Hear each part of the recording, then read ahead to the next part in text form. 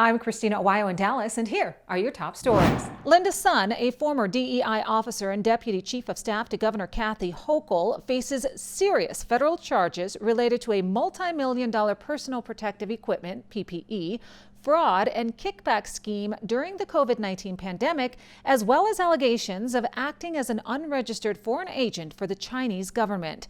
The 41-year-old, who was born in China, was issued a second superseding indictment against Sun and her husband, Hu, for their alleged roles in a PPE fraud scheme during the early stages of the pandemic. She's being charged with wire fraud and conspiracy. She allegedly steered state contracts to two companies with personal connections. Hu and Sun are also being charged with bribery for allegedly receiving millions of dollars in kickbacks from the vendors they favored. A spreadsheet on their personal computers showed that one company paid them about $2.3 million in 2020 and 2021. Another spreadsheet in Hu's electronic accounts showed expected profits of more than $8 million from both companies' contracts with the New York State Department of Health, with Hu noting, quote, "me" in the profit column.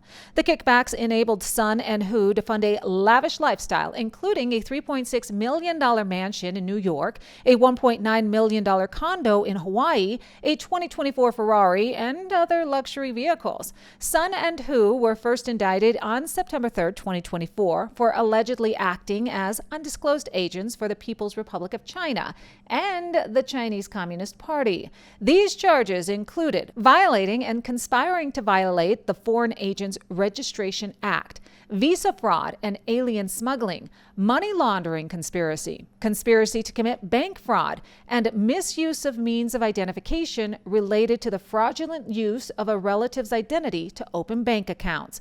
They both pleaded not guilty. They are set for arraignment on the new PPE fraud charges on June 30th in Brooklyn. Sun was released on a $1.5 million bond and Hu on a $500,000 bond with travel restrictions and orders to avoid contact with the Chinese consulate.